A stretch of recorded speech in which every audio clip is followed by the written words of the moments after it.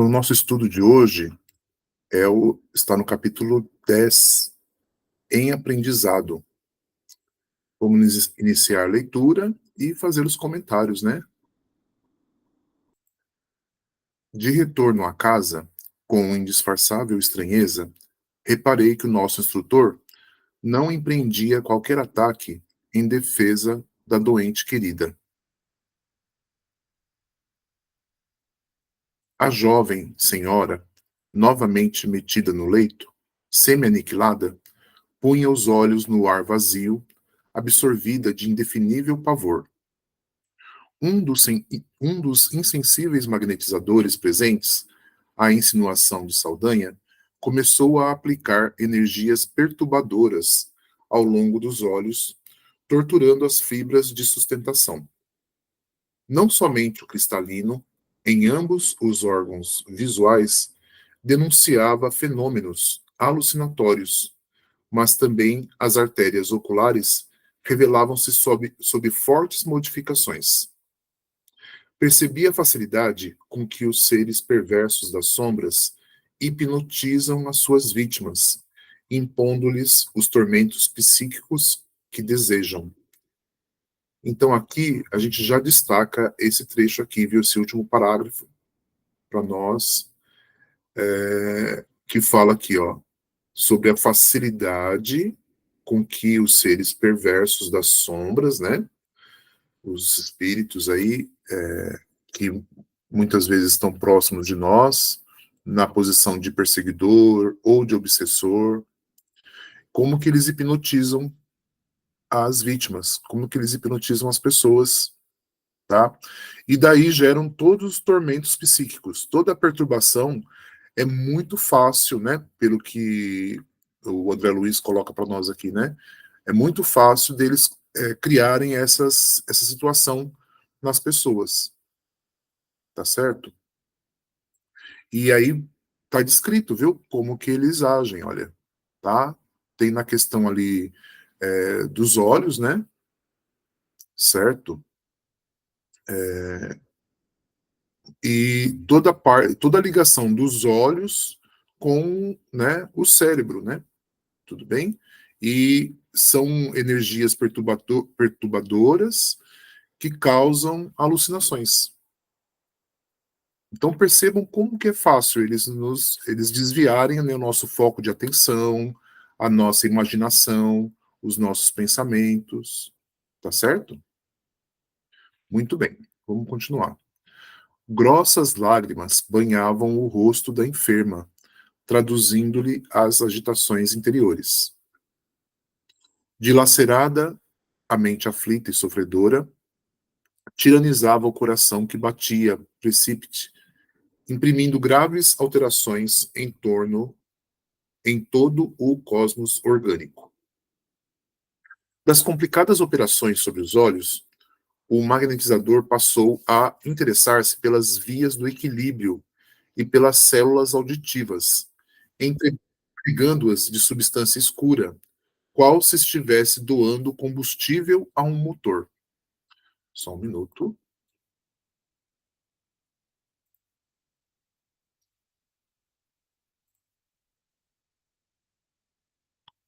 Margarida, ainda que o desejasse, agora não conseguiria erguer-se.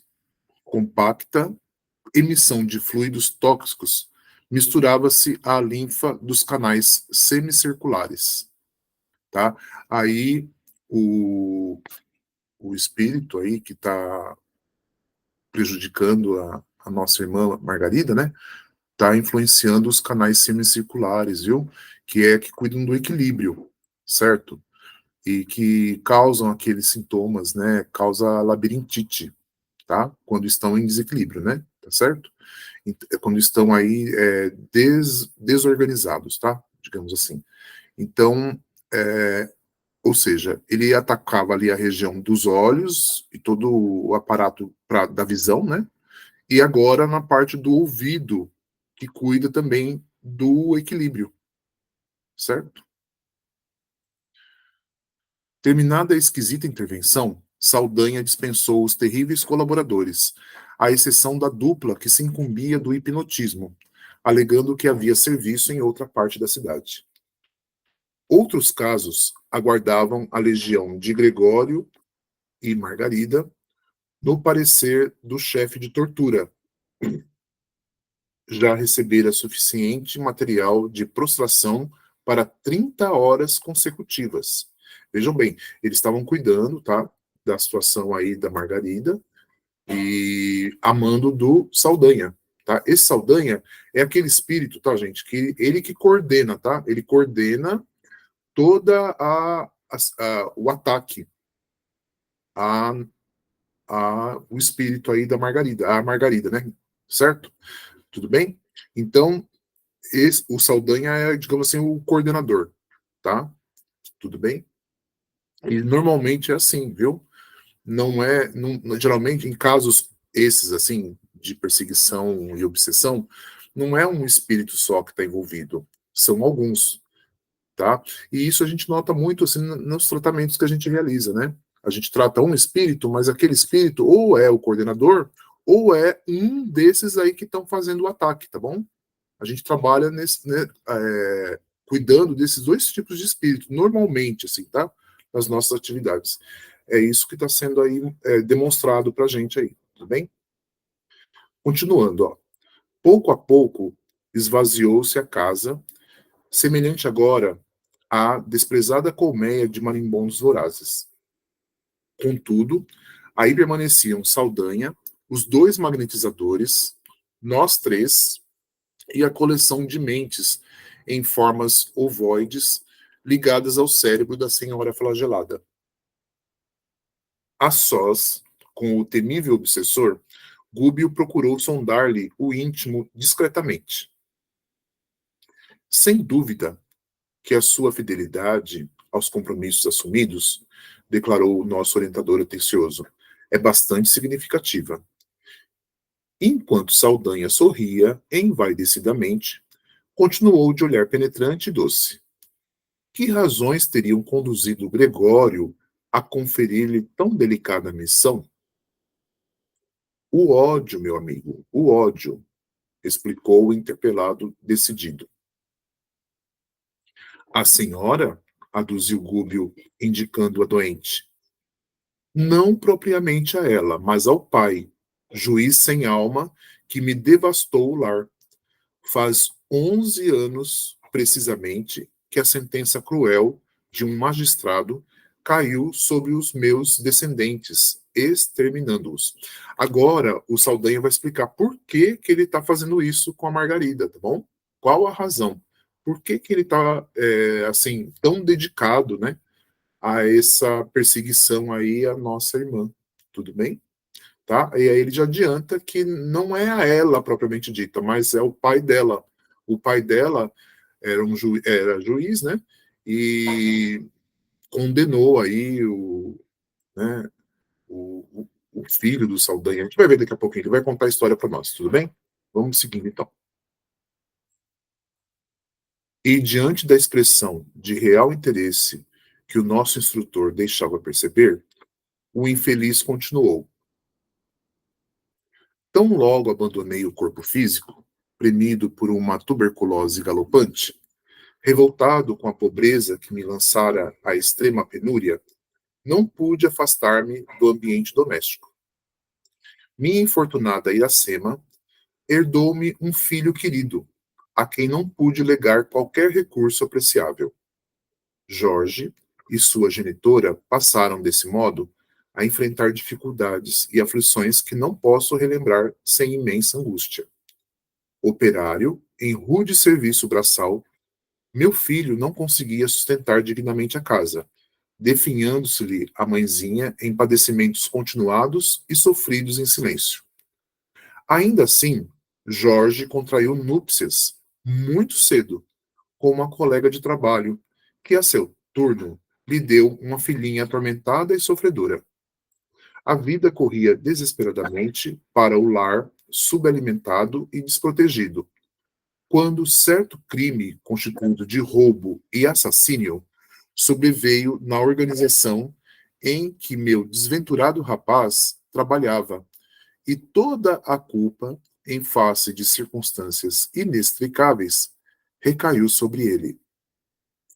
Acompanhei-lhe à prisão imerecida e, sem qualquer recurso para ampará-lo, segui os interrogatórios infernais a que foi submetido, como se fora homicida vulgar. Ora, eu que me anexara aos parentes, desde o instante horrível para mim da transição corporal, jamais me senti disposto à submissão. A experiência humana não me proporcionou tempo a estudos religiosos ou filosóficos. Habituei-me muito cedo à rebelião contra aqueles que gozam os benefícios do mundo, em detrimento dos desfavorecidos da sorte. E reconhecendo que o túmulo não me revelara qualquer milagroso domínio, preferi a continuidade da vida em meu escuro pardieiro, onde a convivência de Iracema, através de profundos laços magnéticos, de algum modo me reconfortava. Assisti por isto, com indescritível terror, aos detestáveis acontecimentos.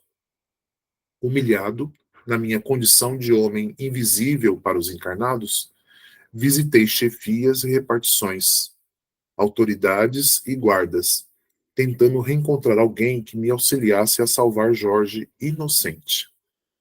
Identifiquei o verdadeiro criminoso, que ainda agora desfruta posição social invejável, e tudo fiz sem resultado, por clarear o processo oprobioso. Meu filho sofreu todo o gênero de atrocidades morais e físicas, castigado por um delito que não cometeu. Desanimado, por minha vez, de algo recolher de útil junto aos carrascos policiais, que chegaram a improvisar fantásticas convicções da vítima, procurei o juiz da causa, na esperança de interferir beneficamente.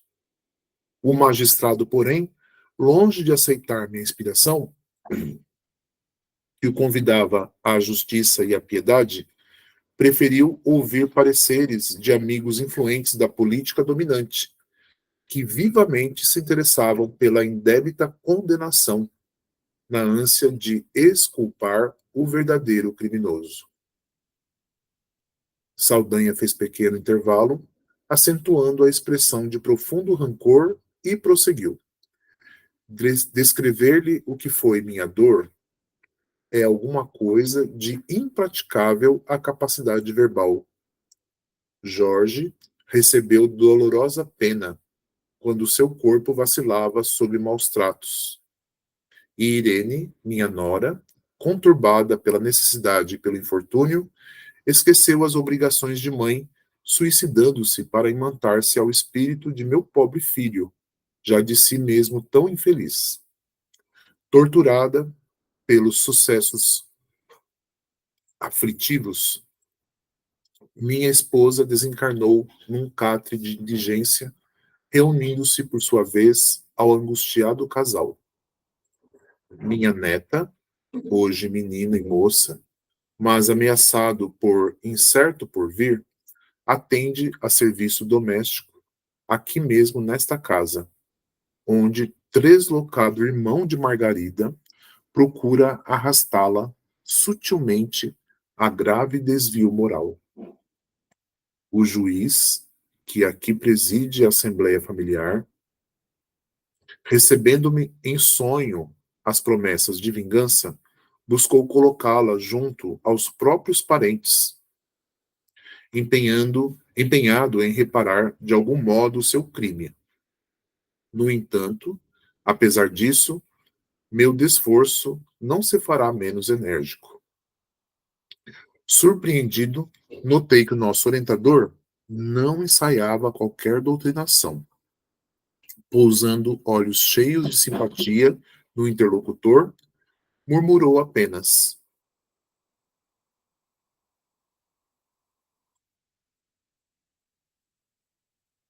realmente, a sementeira de dor é das que mais nos afligem.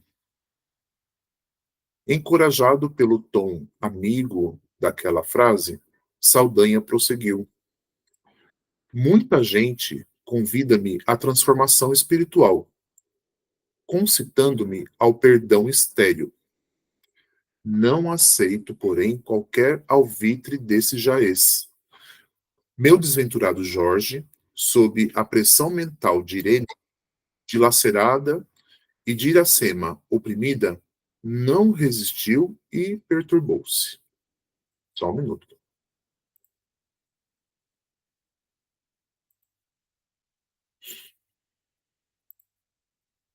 Enlouquecendo no cárcere, foi transferido da cela úmida para misérrimo hospício, onde mais se assemelha a um animal encurralado. Acredita possa meu cérebro dispor de recursos para meditar em compaixão que não recebi de pessoa alguma? Enquanto esses quadros permanecerem sob meus olhos, não abrirei minha alma às sugestões religiosas. Estou simplesmente diante da vida. A sepultura apenas derruba o muro da carne, porquanto nossas dores continuam tão vivas e tão contundentes quanto em outra época, quando suportávamos a caixa dos ossos. Foi nesse estado que o sacerdote Gregório me encontrou e agradou-se de minhas disposições íntimas. Necessitava de alguém de alma suficientemente endurecida para presidir a retirada técnica desta moça que ele deseja arrebatar devagarinho à existência terrestre, e louvou-me o ânimo firme. Quase sempre dispomos de servidores em massa para os cometimentos retificadores, mas não é fácil encontrar um companheiro decidido a perseverar na vingança até ao fim, com o mesmo ódio do princípio. Observou que eu lhe atendia à exigência e confiou-me a tarefa. Bem, então aqui está explicado, viu? Por que, que o Saldanha persegue a Margarida, tá certo? Por que, que ele organiza todo ali aquele trabalho ali para prejudicar a nossa irmã, tá certo? Então tem a situação pessoal dele, né? Que é uma situação bem pessoal, né? Lógico, muito sofrimento envolvido, tá? Certo? Mas ele escolheu a nossa irmã, por quê? Pelos motivos que estão aí. Mas também porque o Gregório chamou ele, né? Tá? Ele foi cooptado pelo Gregório para realizar esse trabalho junto à nossa irmã. Então, porque ele poderia também fazer o mesmo trabalho com outro, né, envolvendo outros espíritos, né? Porque não é só a nossa irmã que está. Aliás, a nossa irmã é a que menos tem, né? Digamos, responsabilidade sobre o acontecido. Existem outros espíritos muito mais envolvidos do que a nossa irmã. Contudo, o Gregório envolveu aí o Saldanha e o convenceu a agir sobre a nossa irmã. Tudo bem? É isso que aconteceu. Tá bom? Então aí tá descrito, tá? Nesse trecho aí tá bem explicado como que chegou nessa situação. Tá bom? Vamos continuar então. Passeando o colérico, olhar pelos ângulos da câmara de repouso, acentuou: todos aqui pagarão. Todos. Admirado, fitei Gúbio, que se mantinha imperturbável, silencioso.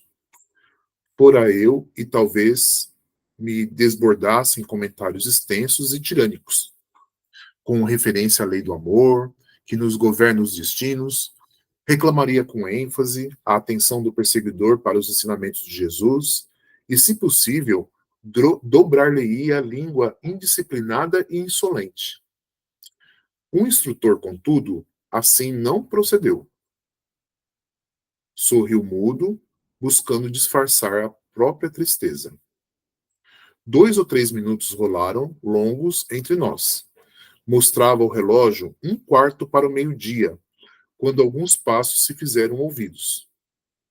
É o médico, elucidou Saldanha, com manifesta expressão de sarcasmo.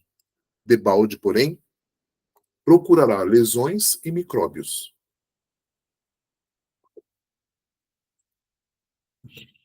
Quase no mesmo instante, um cavalheiro de idade madura penetrou o recinto em companhia de Gabriel, o esposo da vítima. Abeirou-se da enferma, afagou a gentil e pronunciou algumas palavras de encorajamento. Margarida, em vão, buscou sorrir. Faltavam-lhe forças para tanto. A conversação ia a meio quando uma entidade, evidentemente bem intencionada, compareceu. Viu-nos e demonstrou compreender-nos a posição, porque fixou em nós cauteloso olhar, sem dizer palavra, acercando-se do médico, solicitamente, qual se lhe fora dedicado enfermeiro. O especialista não parecia profundamente interessado no caso, mas, ao auscultar Margarida, entregue a torpor inquietante, conversou com o marido da vítima de maneira superficial. Declarou que a jovem senhora, em sua opinião, certamente se mantinha sob o império da epilepsia secundária e que, em última análise, se socorreria da colaboração de colegas eminentes para submetê-la a exame particularizado da lesão cérebro-meníngea, seguido, possivelmente, de intervenção cirúrgica aconselhável. Tá? Então, esse aí é o diagnóstico do médico, tá? Que apareceu para dar assistência aí à Margarida, tá bom? Continuando. Em seguida, observei que a entidade recém-chegada e que o assistia com desvelo pousou a destra em sua fronte, como se desejasse transmitir-lhe algum alvitre providencial. Só um minuto.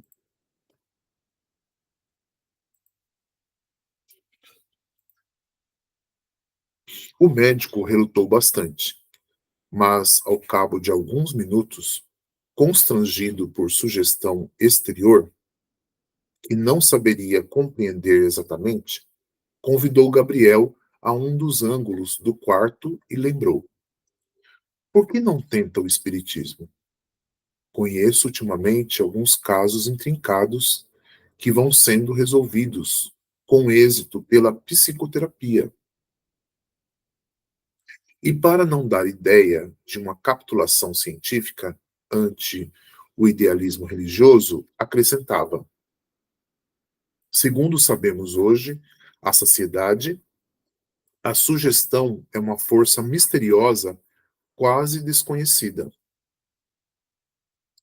O esposo da enferma recebeu o conselho com simpatia e perguntou: poderá orientar-me suficientemente?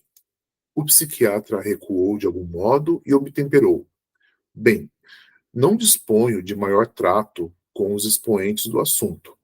Todavia, segundo acredito, não terá dificuldades para experimentar.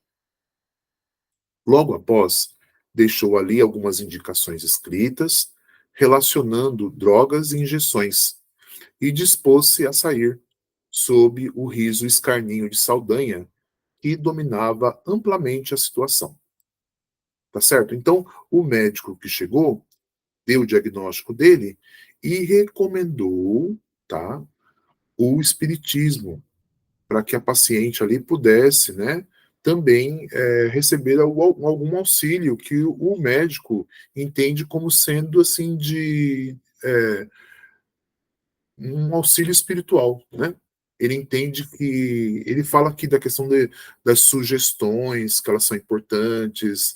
Ele também recomenda a questão da psicoterapia, enfim, a questão ali da quando fala em sugestão tem muito a ver com a questão assim dos pensamentos, né? Da mudança de pensamento, enfim.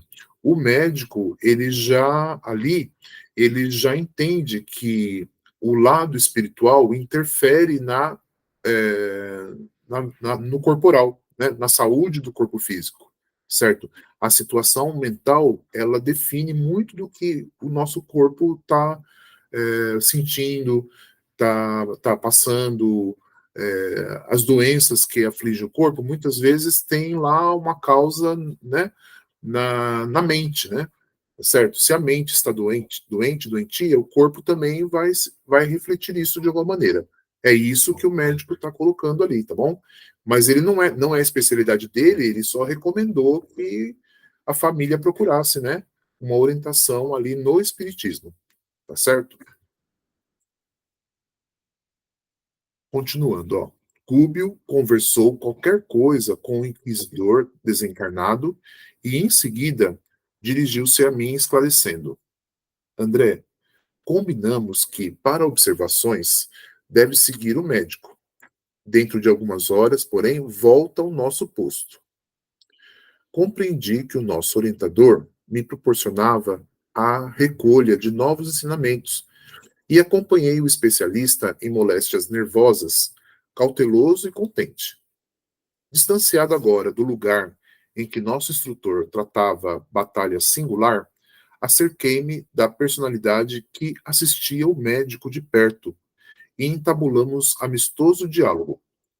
O nosso amigo atendia pelo nome de Maurício, fora enfermeiro do Esculápio, que protegia e recebera, com satisfação, a tarefa de ampará-lo nos empreendimentos profissionais.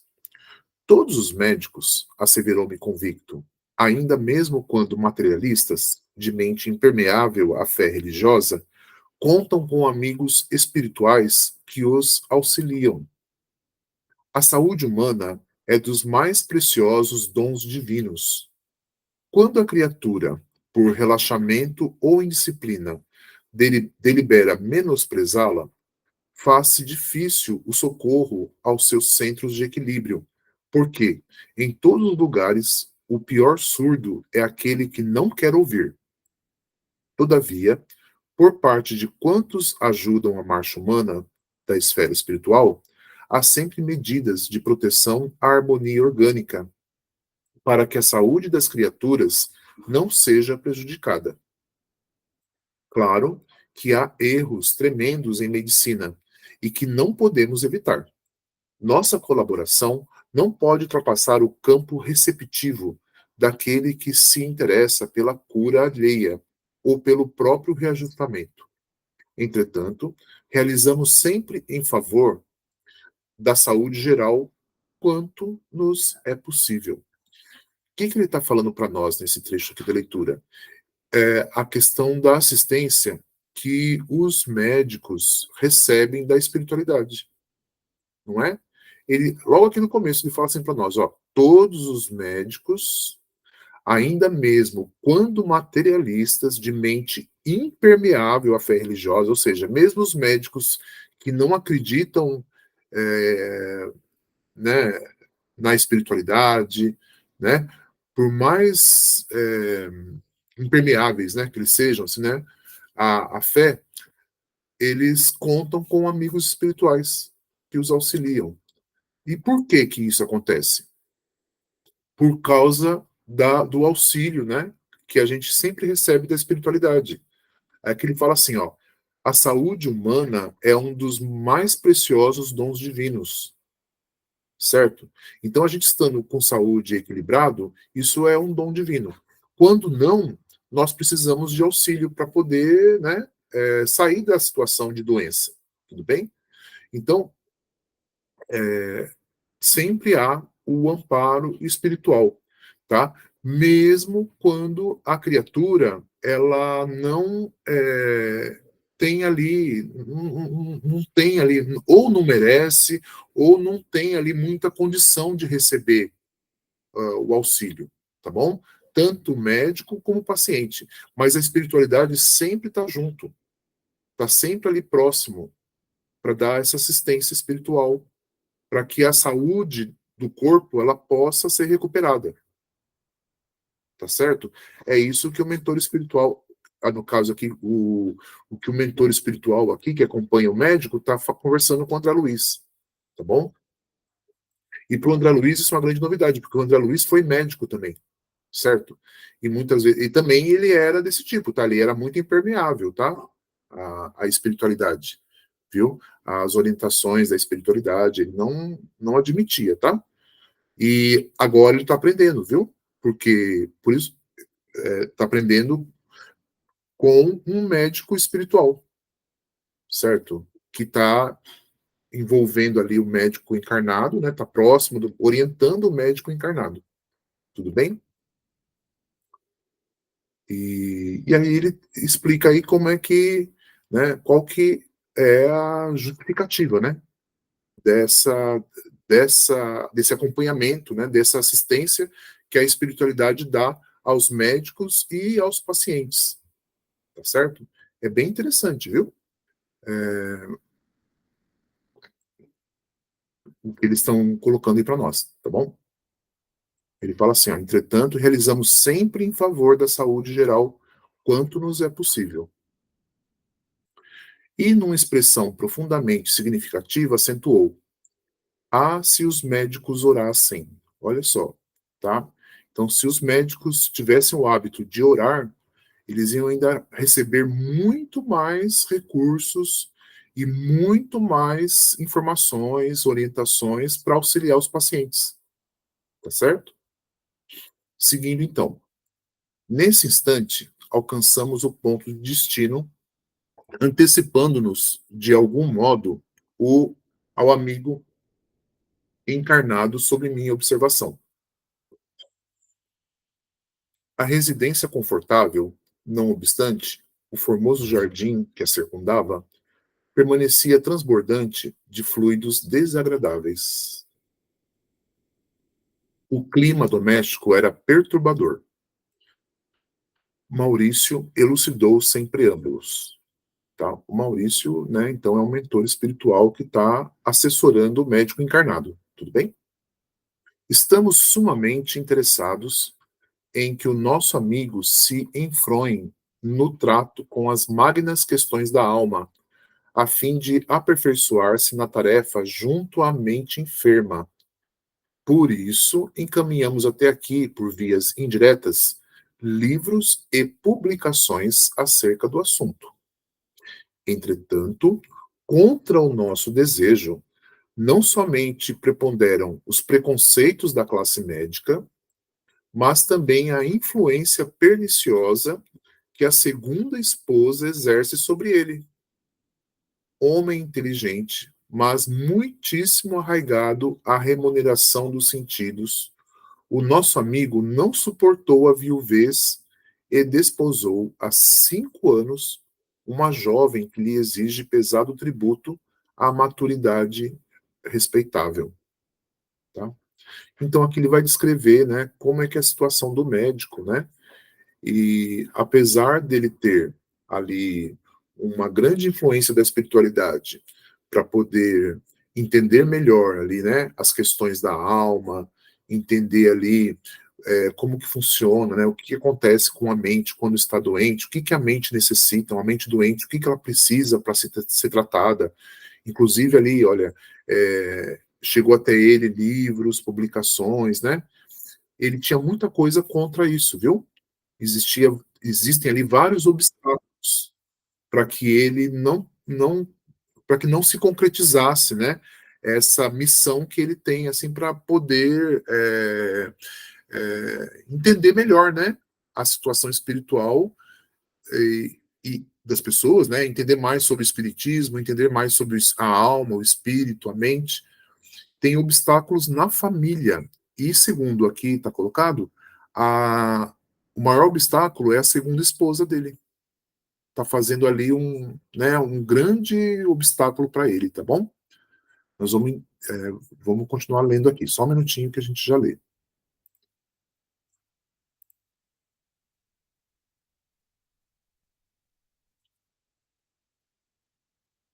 Acontece também que a esse problema acresce questão muito grave. A primeira esposa desencarnada deixou 2 rapazes e permanece ligada à organização doméstica, que considera sua propriedade exclusiva. Por mais que o nosso trabalho se acentue, ainda não conseguimos retirá-la com proveito da casa, porque o pensamento dos filhos, em conflito com o pai e com a madrasta, lhe invoca a atuação de minuto a minuto. O duelo mental nesta casa é enorme. Ninguém cede, ninguém desculpa, e o combate espiritual permanente, né? E o combate espiritual permanente transforma o recinto numa arena de trevas. Olha a situação da casa dele, tá? Então, ele é uma pessoa, né, que teria tudo para se desenvolver assim, em termos espirituais, desenvolver seu conhecimento, atuar melhor profissionalmente, ajudar melhor as pessoas, enfim.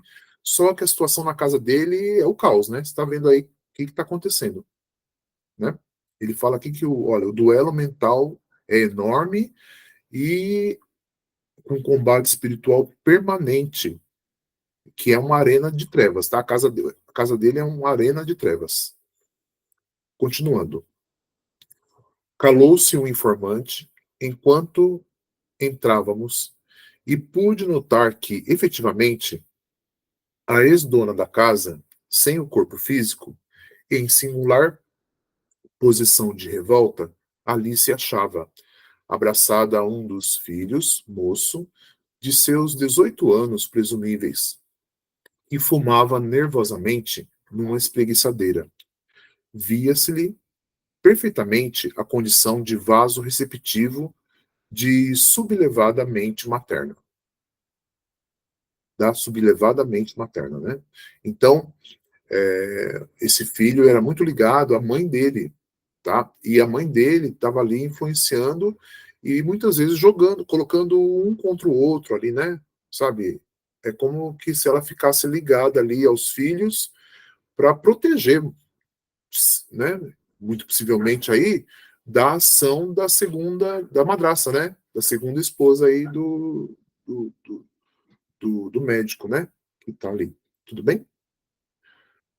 Ideias inquietantes e delituosas povoavam-lhe a cabeça. Fios tenuíssimos de força magnética ligavam-no à mãezinha infeliz. Tinha as mãos crispadas e o olhar absorto, maquinando planos diabólicos. E por mais que o envolvesse o socorro de Maurício, nem ele, nem aquela que lhe fora ciumenta genitora, se mostravam suscetíveis de receber-nos a influenciação restauradora.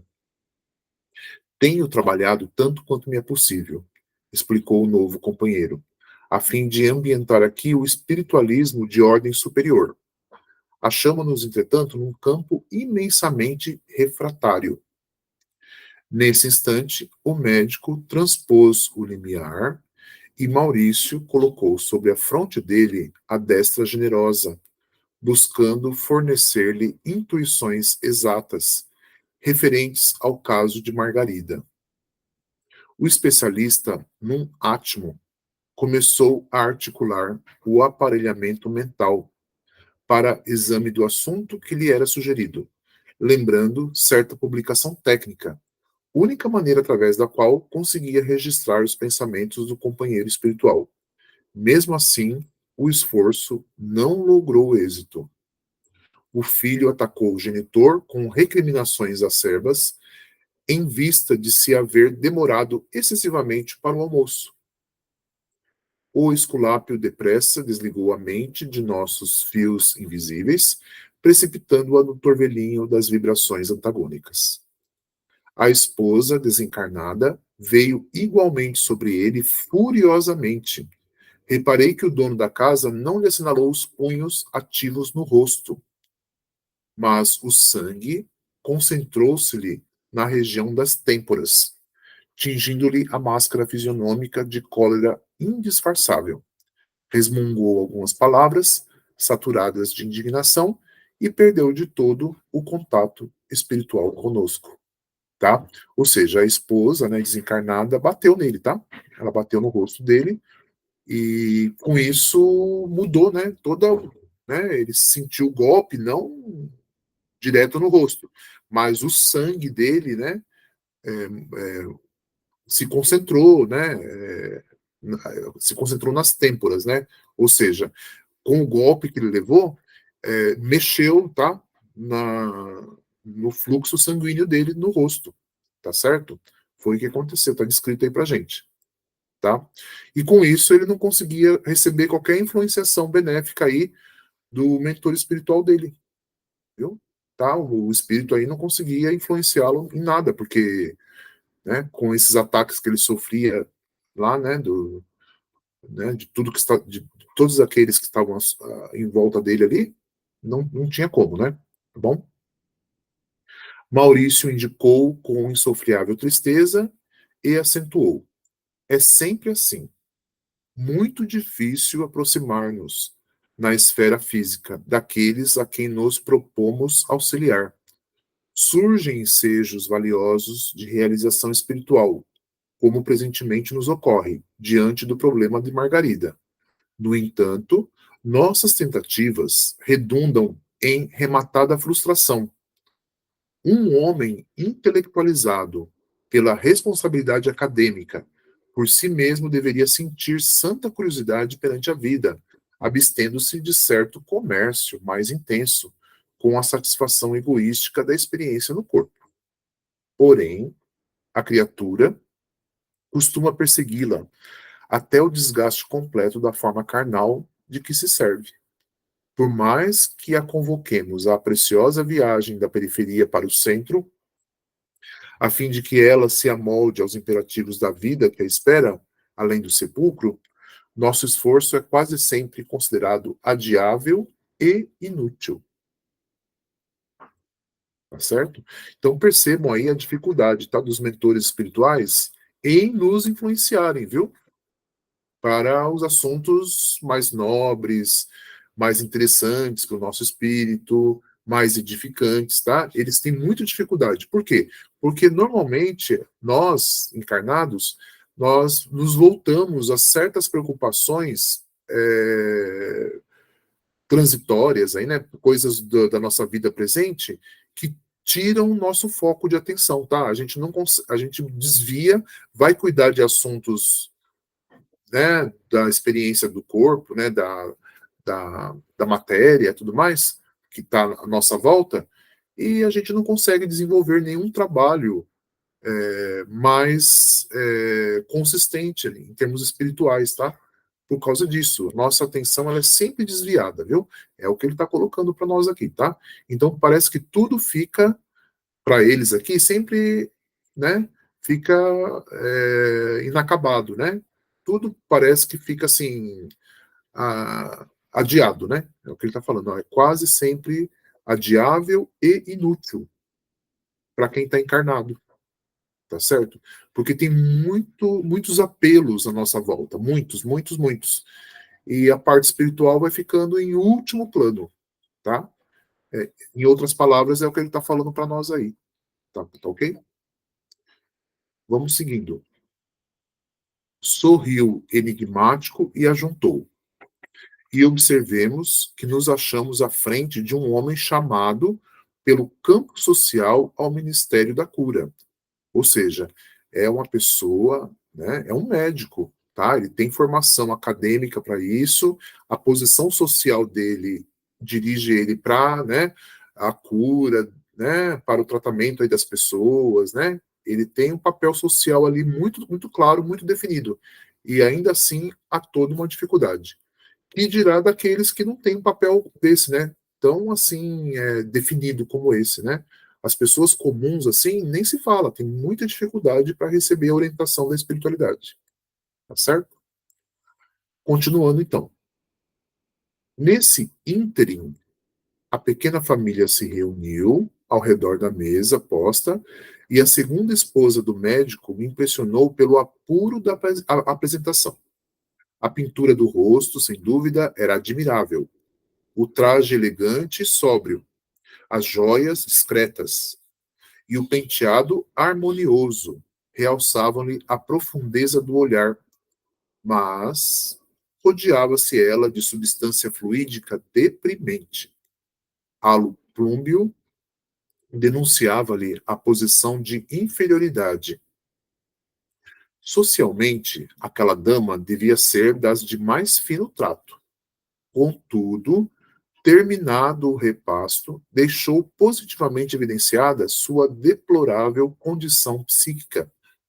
Depois de uma discussão menos feliz com o marido, a jovem mulher buscou o sono da sesta, num divã largo e macio. Intencionalmente, Maurício convidou-me a espreitar-lhe o repouso, e, com enorme surpresa, aturdido mesmo, não lhe via os mesmos traços fisionômicos na organização perispiritual que abandonava a estrutura carnal, entregue ao descanso. Alguma semelhança era de notar-se, mas, afinal de contas, a senhora tornara-se irreconhecível. Estampava no semblante os sinais das bruxas, dos velhos contos infantis. A boca, os olhos, o nariz e os ouvidos revelavam algo de monstruoso. A própria esposa desencarnada ali presente era clamorosa revolta. Não ali presente em clamorosa revolta, não se animou a enfrentá-la. Recuou semi-espavorida, tentando ocultar-se junto do filho. Lembrei-me então do livro em que Oscar Wilde nos conta a história do retrato de Dorian Gray, que adquiria horrenda expressão à medida que o dono se alterava intimamente na prática do mal, e endereçando a Maurício o olhar indagador, dele recebi sensata elucidação. Sim, meu amigo, disse tolerante. A imaginação de Wilde não fantasiou. O homem e a mulher, com os seus pensamentos, atitudes, palavras e atos, criam no íntimo a verdadeira forma espiritual a que se acolhem.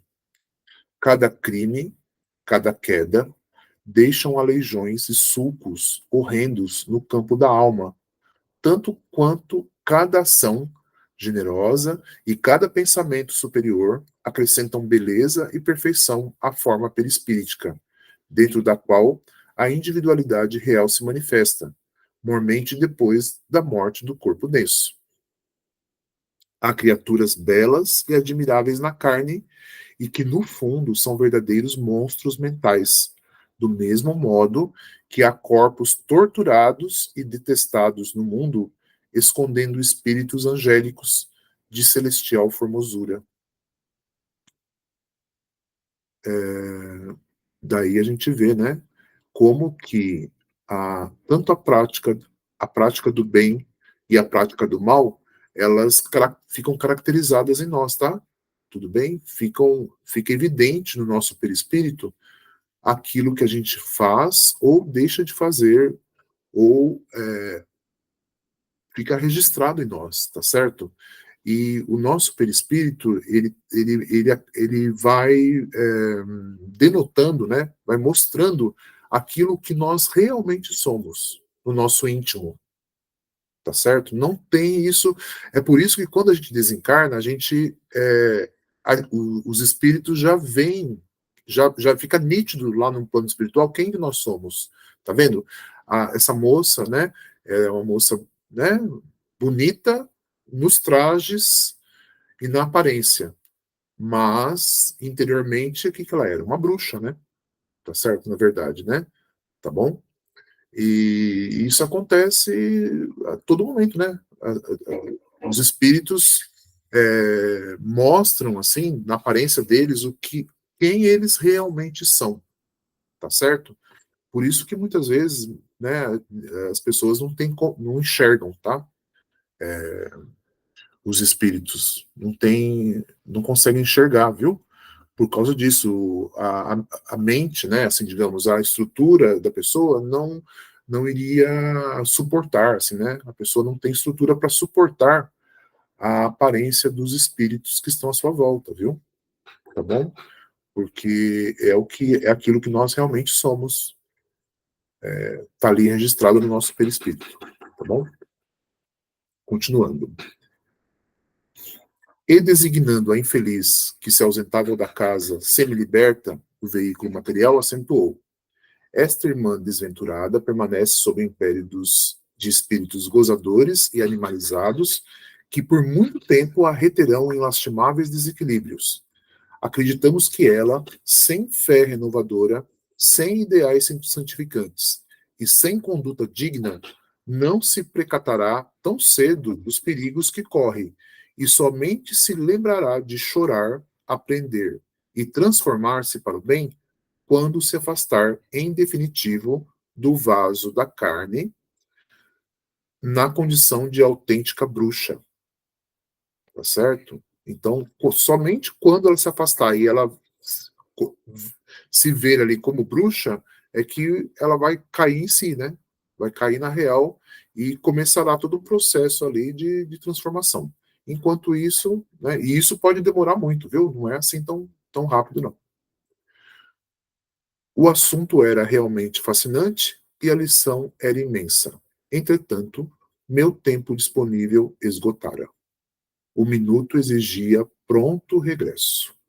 Então aí o André Luiz vai retornar lá, né, na casa da Margarida e para continuar lá né, todo o trabalho ali que eles estão de observação que eles estão fazendo ali, né, junto com o Gúbio e ali no trabalho que eles estão de acompanhamento do caso da Margarida. Tudo bem?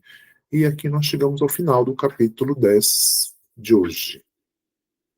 Tudo bem?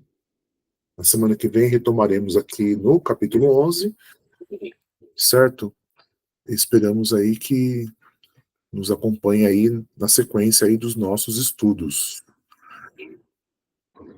Nós vamos agora, a partir desse momento, então, fazer a leitura também do livro Agenda Cristã, que nós estamos também realizando, né?